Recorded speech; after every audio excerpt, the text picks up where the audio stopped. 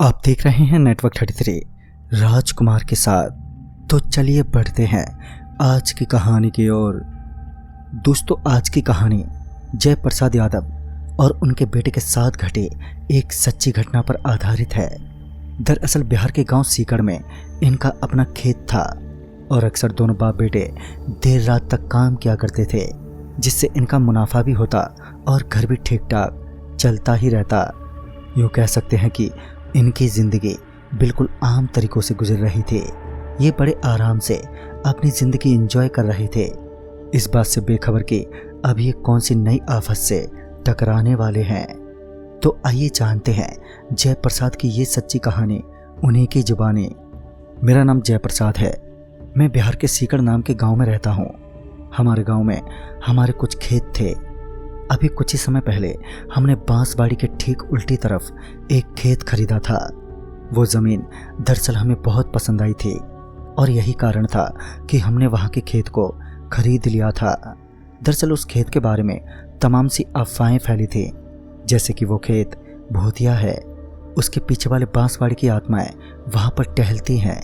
कुछ लोग तो ये भी कहते थे कि उस खेत की ज़मीन के नीचे नवजात शिशु और कम उम्र के बच्चों का शव दफन है। मतलब जितनी मुँह उतनी बातें।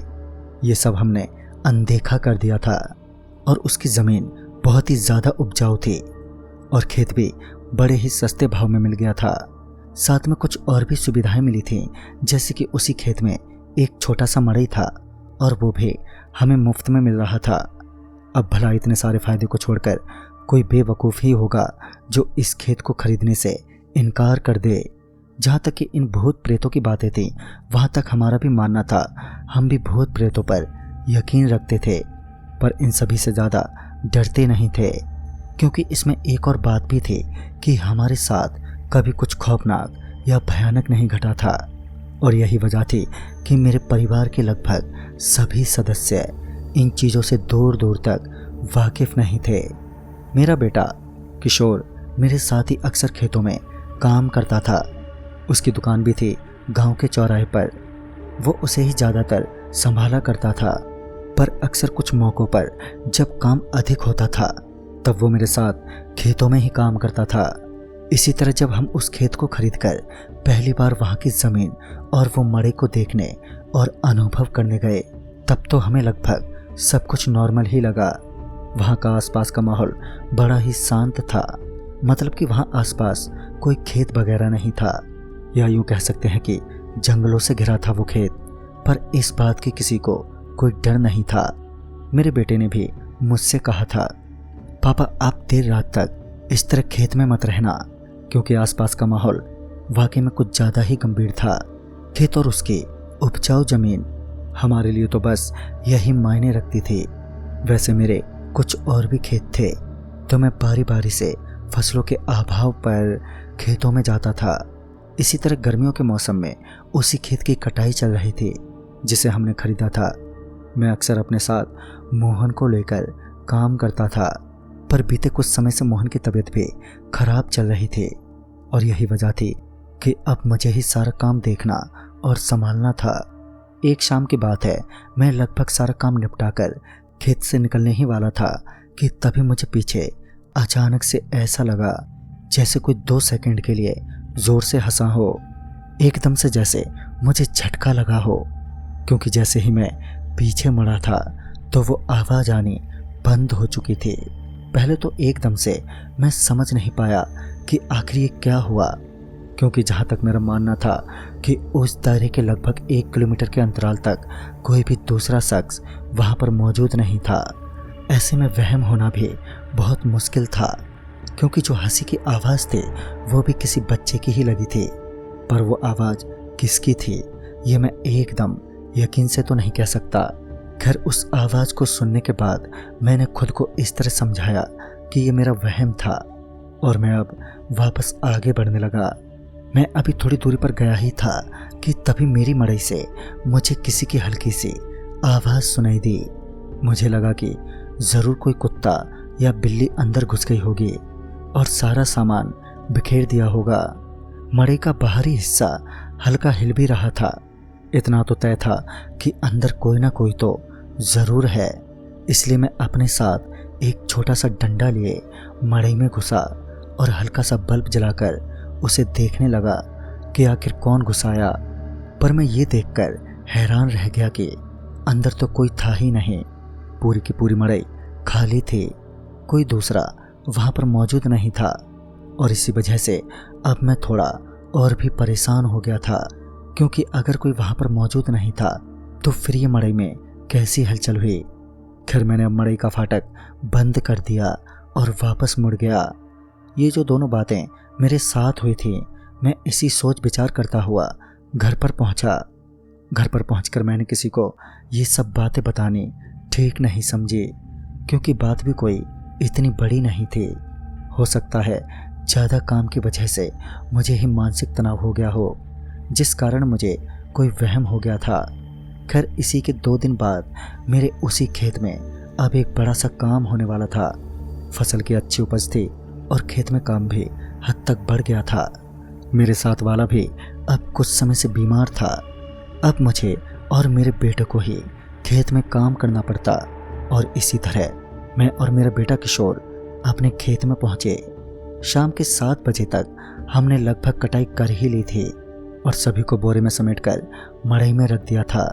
लेकिन सिर्फ कटाई करना ही ज़रूरी तो नहीं था, बल्कि उन फसलों की निगरानी करना भी बहुत ही ज़रूरी था।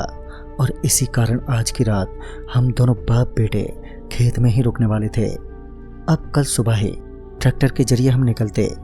वैसे हम बड़े आराम से मड़ई में चटाई बिछाकर सोने की तैयारी करने लगे। देर रात 10 बजे का समय था। हम भी आज पूरा दिन खेत में काम करके बहुत ज़्यादा थक गए थे, तो अब नींद भी कब आ गई पता ही नहीं चला। अब आगे हमारे साथ क्या कुछ घटने वाला था, इसका हमें दूर दूर तक अंदाज़ा नहीं था। हम दोनों बड़े ही आराम से मड़ई में गहरी नींद में सो रहे थे। तभी मुझे देर रात 1 बजे के करीब टॉयलेट लग गई। मैं उठकर मड़ई से बाहर निकला और खेत के कोने के झाड़ियों में चला गया। अभी मैं वापस लौट ही रहा था कि तभी मैंने दूर खड़े 2-3 बच्चों को खेलता देखा। मैं इस दृश्य को देखकर बड़ा हैरान रह गया। मैंने मन ही मन कहा, भला इनके माँ बाप कैसे हैं, ऐसी आधी रात को उतने छोटे बच्चों को अकेला छोड़ दिया है, वो भी इस सुनसान इलाके में। गांव का माहौल वैसे भी सूरज ढलने के साथ ही एकदम शांत हो जाता है। दूर दूर तक सन्नाटा पसरा था।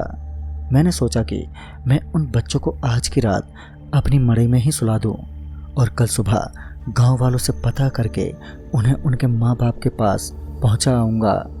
पहले मैं मड़ई में घुसा और अपने बेटों को जगाया। मेरा बेटा भी गहरी नींद में था। अरे किशोर, किशोर करके मैंने उसे आवाज़ लगाई। वो एकदम से जागा और बोला, क्या हुआ बाबूजी, आप अचानक इस तरह आवाज़ क्यों दे रहे हैं? तो मैंने उसे उन बच्चों के बारे में बताया तो वो भी हैरान रह गया। तो उसने कहा, बड़ी हैरान की बात है, भला इतनी रात गए इस जंगली इलाकों में बच्चों का होना तो बड़ा ही अजीब है, क्योंकि यहाँ इतनी रात गए गांव का कोई बड़ा आदमी भी यहाँ पर नहीं आएगा।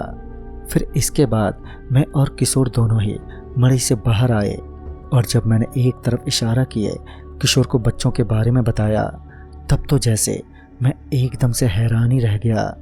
असल में वहाँ पर कोई बच्चे मौजूद नहीं थे, पर सबसे हैरानी वाली बात तो ये थी कि वो बच्चे जहाँ पर खड़े थे उसके ठीक नीचे कपड़े पड़े थे। मतलब कि वो बच्चे वहाँ से एकदम गायब हो गए थे, सिर्फ उनके कपड़े ही नीचे गिरे पड़े थे। मैं ये देखकर तो बहुत ज़्यादा हैरान रह गया कि आखिर ऐसा कैसे हो सकता है। वैसे भी जब पिछली बार मैं यहाँ से गुजरा था तब तो मुझे कोई कपड़ा गिरा हुआ दिखाई नहीं पड़ा। खैर मैंने इस बात को फिर से नज़रअंदाज कर दिया। बात तो मन में अभी भी थी, पर मैंने इसे जाहिर नहीं किया। खैर उस समय 1 बजे का समय था और ऐसे में इतना कौन सोचता है। मैं बड़े आराम से मड़ई में आया और फिर आकर आराम से सो गया। अभी मुझे हल्की नींद लगी ही थी कि तभी मुझे किसी बच्चे की हंसी सुनाई दी। ठीक वो आवाज़ मेरे बगल से मेरे कानों पर पड़ रही थी। ऐसा कह सकते हैं जैसे कोई ठीक मेरे कान के बगल में बैठकर हंस रहा था और यह आवाज़ किसी बच्चे की लग रही थी। थोड़ी देर तक तो मैं लेटा ही रहा, पर जब आवाज़ की गति बढ़ने लगी थी तब मैं जैसे एकदम से नींद से जागा। मैं जैसे ही नींद से जागा तो वो आवाज़ आने एकदम से बंद हो गई। मैं भी हैरान था कि अभी कुछ समय से ये क्या हो रहा था। पहले बच्चों का इस तरह आधी रात को खेत में खेलना और अभी उनकी हंसी सुनना, ये सब महज एक इत्तेफाक तो नहीं हो सकता था। मैं फिर से तकिया को कान पर रखकर आराम से सो गया। लगभग आधे घंटे तक कोई दूसरी आवाज़ नहीं आई, पर अब तो इस खौफनाक कहानी की शुरुआत होने वाली थी। हम लोग अभी मड़ई में गहरी नींद में सो रहे थे कि तभी ऐसा लगा जैसे कोई मेरी छाती पर बैठकर उछल रहा हो। वजन से मालूम पड़ रहा था कि ये कोई बच्चा ही था जो शायद बदमाशी कर रहा था।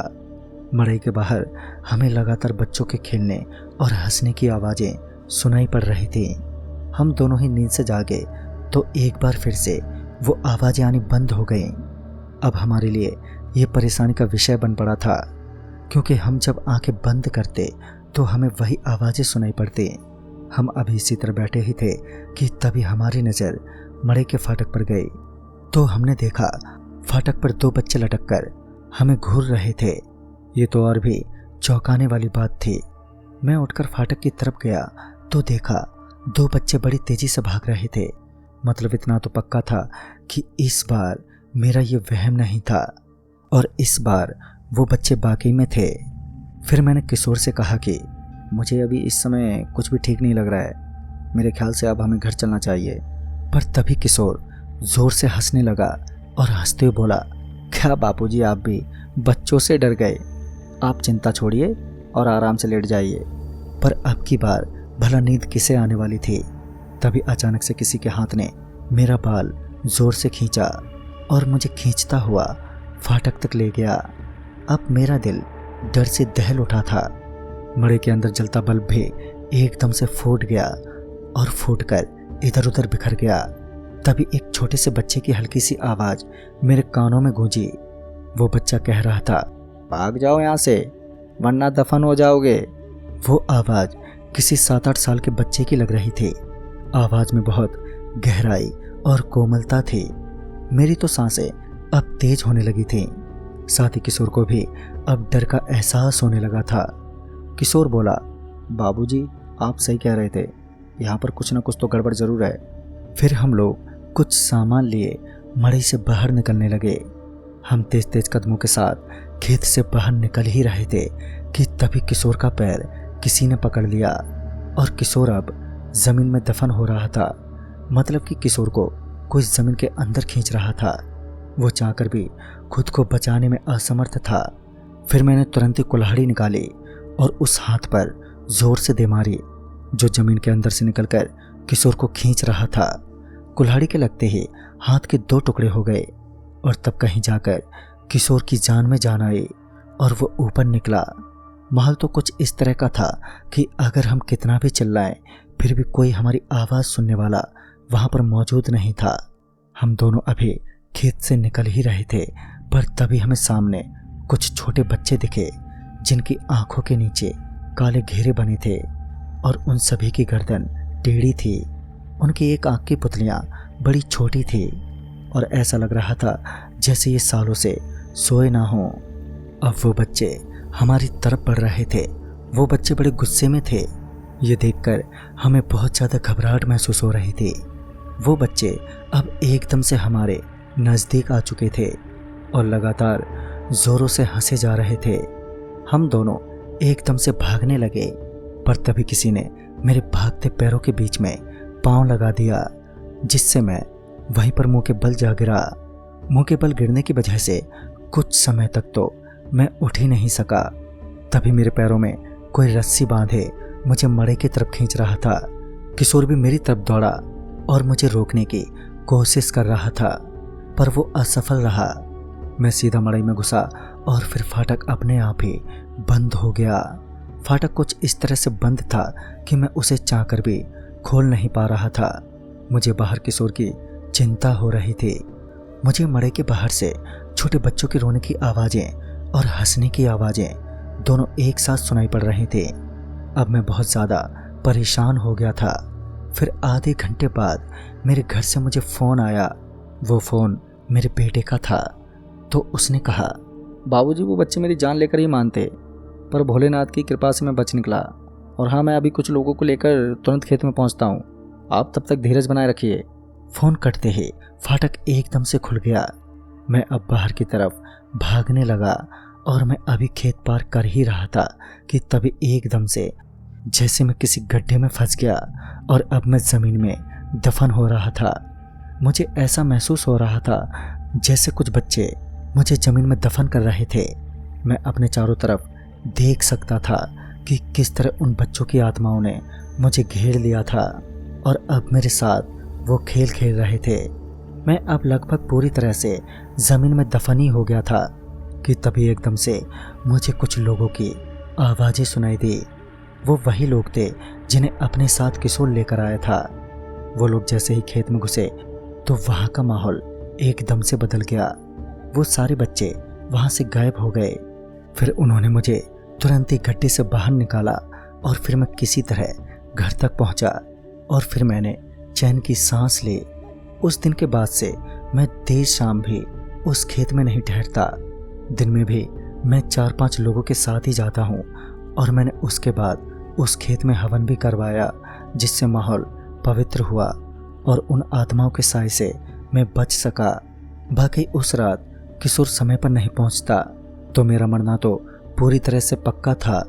बाकी सब तो ऊपर वाले की मेहरबानी है। तो दोस्तों, इस कहानी में बस इतना ही। तब तक के लिए बाय एंड टेक केयर।